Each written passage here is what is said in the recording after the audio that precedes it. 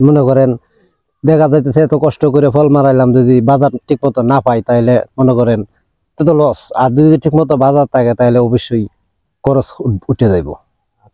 সরকারি ভাবে বীজ আসে ঠিক আছে, কিন্তু তারপরে মনে করেন আমরা পাই না, ঠিক আছে। তা না পাওয়ার কারণে আমরা অন্য দোকান থেকে কিনে আনতে হয়।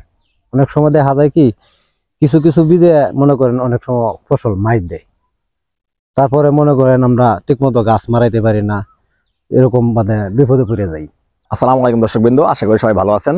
আমার পেছনে যে জায়গাটা দেখতেছেন, এই জায়গাটাতে আমি সপ্তাহ তিনেক আগে একটা ভিডিও করছিলাম যে এখানে তখন বেড ছিল এবং কি কি ফসল এখানে উৎপাদন হবে সেই ব্যাপারে আপনাদের সাথে একটা পরিষ্কার ধারণা দিয়েছিলাম যে এখানে টমেটো এবং শসা হবে, উৎপাদন হবে, এবং সেই উদ্দেশ্যে এখানে গাছগুলো লাগানো হয়েছে।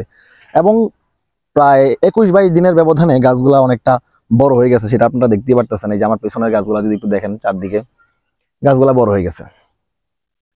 তো এই ফসল উৎপাদনের পিছনে যারা কঠিন পরিশ্রম করতেছে, যে কৃষকরা, তাদের সাথে আমি আজকে কথা বলার চেষ্টা করব যে তাদের কি কি ধরনের সমস্যার সম্মুখীন তাদের হইতে হয় এই কৃষি পেশার এসব উৎপাদনের ক্ষেত্রে, এবং সেই সমস্যাগুলো উত্তরানোর পরে তারা যেই চাষাবাদ প্রক্রিয়ায় চাষাবাদ করে এবং সেই চাষাবাদের পরে বাজারজাত করার পরে তাদের যে পরিমাণ খরচ এবং যে পরিমাণ মুনাফা, তাতে কি তারা সন্তুষ্ট হয় কিনা, বা সরকারিভাবে তাদের এই কৃষির উপর কোনো ধরনের তাদেরকে প্রণোদনা বা কোনো ধরনের যুক্তি পরামর্শ তারা পায় কিনা, তাদের সাথে সেই ব্যাপারে কথা বলবো। এবং এত সুন্দর একটা কৃষি ব্যবস্থাপনা করার পেছনে তাদের যেই পরিকল্পনা বা এত সুন্দর একটা ঘুষগাছ প্রক্রিয়ায় তারা গাছগুলার এত সুন্দর করে সন্তানের মতো করে বড় করতেছে, তো সেই জায়গা থেকে তাদের প্রাপ্য কতটুকু, এবং তাদের থেকে এও শোনার চেষ্টা করব যে কি কি সেক্টরে, কৃষির এই সেক্টরে কোন কোন সুবিধা তারা পাইলে তারা তাদের উৎপাদন আরো বাড়াইতে পারতো। সমস্ত বিষয়ে তাদের সাথে আমি কথা বলবো, ততক্ষণ আমার সাথে থাকুন। তো দর্শকবৃন্দ, আপনারা দেখতেই পারতেছেন এখানে প্রত্যেকটা সারি কত সুন্দর করে সাজানো, এবং প্রত্যেকটা সারিতেই দুই পাশ ধরে গাছ লাগানো, ঠিক আছে। এবং মাঝখান দিয়ে পানি প্রবাহের জন্য সুন্দর ড্রেন করা। পুরো ক্ষেতটা যদি আমি আপনাদেরকে একটু দেখানোর চেষ্টা করি, একদম আপনারা যদি দেখতে পান, এই যে এখান থেকে শুরু করে একদম পুরো ক্ষেতটা যদি আপনি একবার দেখেন যে এখানে কি পরিমাণ পরিশ্রমের প্রয়োজন।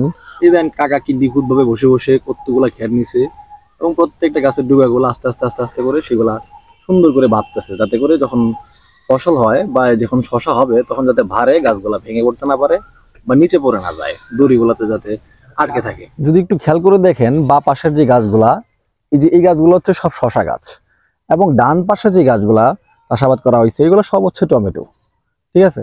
একদম সুন্দর সারিবদ্ধভাবে চাষাবাদ করা এই টমেটো গাছগুলা দেখতে অনেক সুন্দর, এবং প্রত্যেকটা গাছেই ফুল চলে আসছে। যদি আপনারা একটু খেয়াল করে দেখেন, আমি আপনাদেরকে একটু কাছ থেকে দেখাই, এই যে প্রত্যেকটা গাছেই সুন্দর ফুল চলে আসছে। ভাই, এইখানে টমেটো গাছগুলো আপনি কতটুকু জায়গার মধ্যে লাগাইছেন? শুধুমাত্র টমেটো গাছটা 4%। 4%। 4%-এর মধ্যে কতগুলো গাছ লাগাইছেন? 400 গাছ লাগাইছি। 4%-এর মধ্যে 400 গাছ। তো যদি এখানে উৎপাদন হয়, আলহামদুলিল্লাহ, যদি ফলন ভালো আসে, তাহলে কি পরিমাণ ফসল হইতে পারে আশা করে আপনি আশা করেন? নিচেরটা 30 মন হইব, টমেটো হইব 30 মন। এবং টমেটো গাছগুলোর যে বেডগুলা, সেই বেডগুলোর মাঝখান দিয়েও সুন্দর ফাঁকা স্থান রাখা হয়েছে, যাতে করে কৃষক সরাসরি টমেটো বা যেসব ফসলগুলো আছে সেসব ফসলগুলা সহজেই সংগ্রহ করতে পারে, যাতায়াত করতে পারে, এবং পানি নিষ্কাশন ব্যবস্থা খুব সুন্দর পরিমাণে করতে পারে। সেই জন্যই তাদের সুন্দর একটা পরিকল্পনা। আসসালামু আলাইকুম ভাই। ওয়ালাইকুম সালাম। ভালোই আছি। ভালো আছেন না? আলহামদুলিল্লাহ। আপনার এখানে এবার চাষাবাদ করলেন শসা আর টমেটো নাকি? জি। কতটুকু জায়গা জুড়ে চাষাবাদ করা হয়েছে? 1.5 কাঠা জমি। 1.5 কাঠা। 1.5 কাঠা বলতে 15%। 15%। এই 15%-এ আপনার কি পরিমাণ পরিশ্রম বা কি পরিমাণ খরচ হইলো এবার এই চাষাবাদটা করতে? প্রায় 20,000 টাকার মতো গেছে গা। শুধুমাত্র ওই ব্যাট গুলা গুছাইতে এবং চারাগুলা? হ্যাঁ, বেড গুলা গুছাইতে আর সবকিছু মোটামুটি হলো তো কমপ্লিট করি নাই, তার মধ্যে 20,000 গেছে। আচ্ছা, তো এখন মার্সিন দিয়ে ব্যবহার করতেছি। আচ্ছা, মার্চিং দেওয়ার সুবিধাটা কি? মার্সিনের সুবিধা রইলো তলে দেয়া ঘাস মাস বাছর লাগে না, এরপরে রোগ বালাটা কম হয়। মনে করেন দেখা যাইতেছে এত কষ্ট করে ফল মারাইলাম, যদি বাজার ঠিক মতো না পাই তাহলে মনে করেন তো লস। আর যদি ঠিক মতো বাজার থাকে তাহলে অবশ্যই খরচ উঠে যাইব। তারপরে দেখা যাইতেছে কি এই ফুলা গাছ একটা ফোলা পাইলাম, এরপরে আমাদের এলাকায় মধ্যে এই গ্রাম চষিয়ারি এলাকায় মানে যে দেখাশোনা করে সে শেষ মাথার দিকে আসে না আর কি।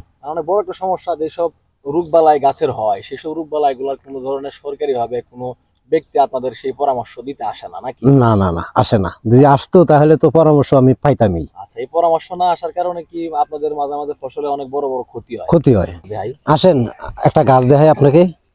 এই যে গাছটাতে কি সমস্যা নাকি? গাছটা ফুলার সমস্যা, তারপরে মনে করেন এই দিক দিয়ে তো মনে করেন এই দেহার মতো লোক আসে না আর কি, দেহার মতো লোক আসে না।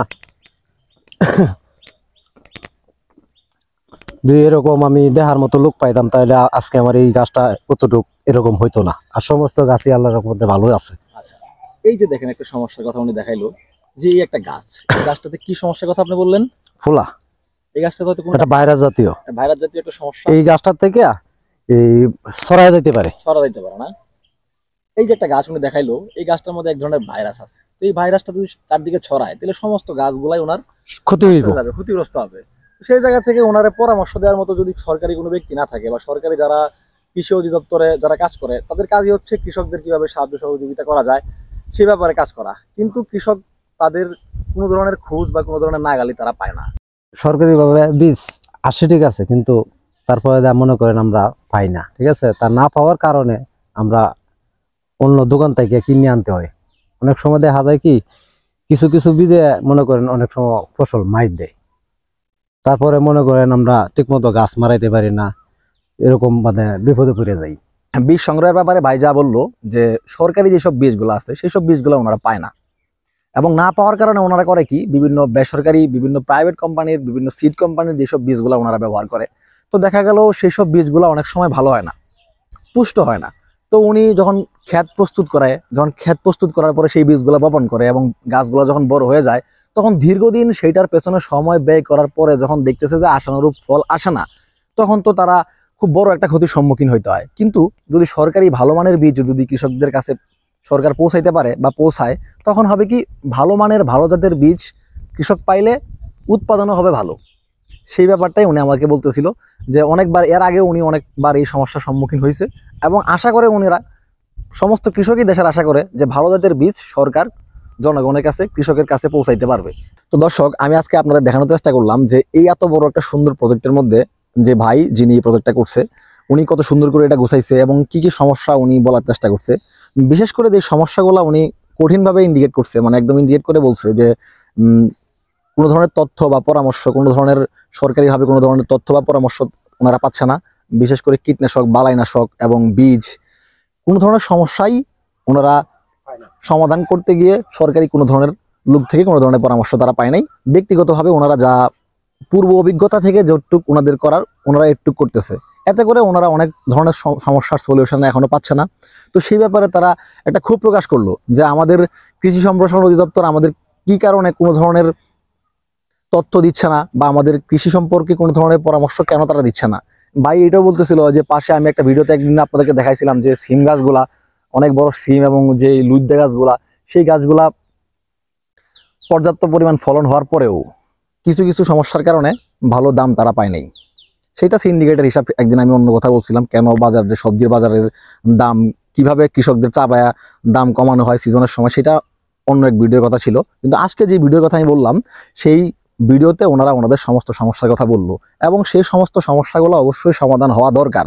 কেননা আমাদের এই বর্তমান প্রজন্মের যারা আছে কৃষক, উঠতি বয়সের তরুণ যারা, তারা উদ্যোক্তা হইতে গেলে অবশ্যই তাদের সমস্ত ধরনের সাহায্য সহযোগিতা সরকারিভাবে করতে হবে। কারণ সরকার যদি এই নতুন প্রজন্মের কৃষকদেরকে সাহায্য সহযোগিতা না করে বা টেকনিক্যালি সাপোর্ট না করে, তারা এই পেশাতে আসতে চাইবে না। তখন আমাদের দেশের যেই খাদ্য চাহিদা বা খাদ্য নিরাপত্তা, সেইটা নিয়ে আমরা সম্পূর্ণভাবে আমরা অনিশ্চিত জায়গায় পড়ে থাকবো। তো সেই জায়গায় কাটাইতে গেলে এবং আমাদের দ্রব্যমূল্যের বাজারের যেই দাম, সেই দাম যদি আমরা ঠিক রাখতে চাই, অবশ্যই আমাদের কৃষির চাকা সচল রাখতেই হবে, এর কোনো বিকল্প নাই। তো সেই জায়গা থেকে আমাদের অবশ্যই কৃষকের দিকে সমস্ত ধরনের সাপোর্ট দিতে হবে। এবং দর্শক, আশা করি সবার ভিডিওটা ভালো লাগছে, এবং আপনিও আপনার এলাকায় যে সমস্ত কৃষির চাষাবাদ হয় বা আবাদ হয় তার সম্ভাবনা কতটুকু, সে সমস্ত বিষয় নিয়ে আমাকে কমেন্ট করেন, আমাকে বিস্তারিত জানান, এবং আপনারাও চেষ্টা করেন আপনার জায়গা থেকে তাদের সেই সমস্ত তথ্য সবার মাঝে কিভাবে ছড়ায় দেওয়া যায় সেই প্রক্রিয়া আপনারাও অবলম্বন করতে পারেন। আশা করি সবাই ভালো আছেন, ভালো থাকবেন, এবং আমাদের জন্য সবাই দোয়া করবেন। আল্লাহ হাফেজ।